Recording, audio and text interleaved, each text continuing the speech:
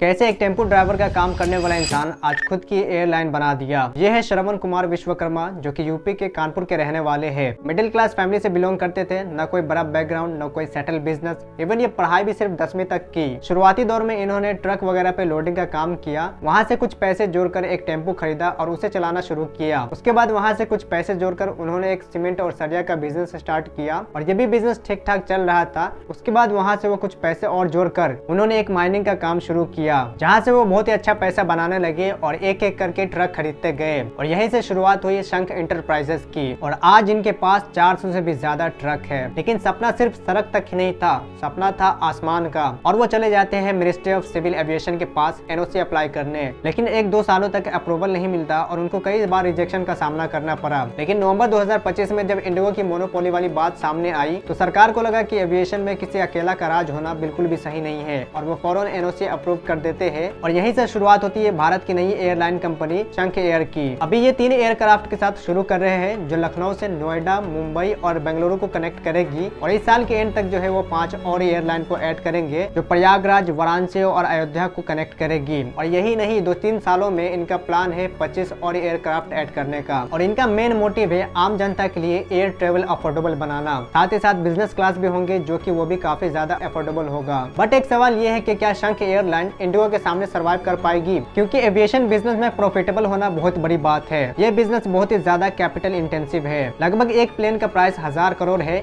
उसमें fuel cost, labour cost, maintenance charge and parking फी में ही इतना पैसा लग जाता है कि एयरलाइन को प्रॉफिटेबल बनाना बहुत मुश्किल हो जाता है। एक इंटरव्यू में शंख एयरलाइन के फाउंडर से पूछा गया, आपके सामने एयर इंडिया, इंडिगो जैसी बड़ी कंपनी है, तो क्या आपको इनसे डर नहीं लगता? तो उन्होंने एक बहुत ही बढ़िया जवाब दिया कि जिस दिन डर लगेगा उस दिन बिजनेस छोड़ के नौकरी करना चालू कर दूंगा। टेम्पो से टेक ऑफ तक की ये कहानी सिर्फ एक बिजनेस की नहीं है, बल्कि हिम्मत, जोखिम और सोच बदलने की कहानी है।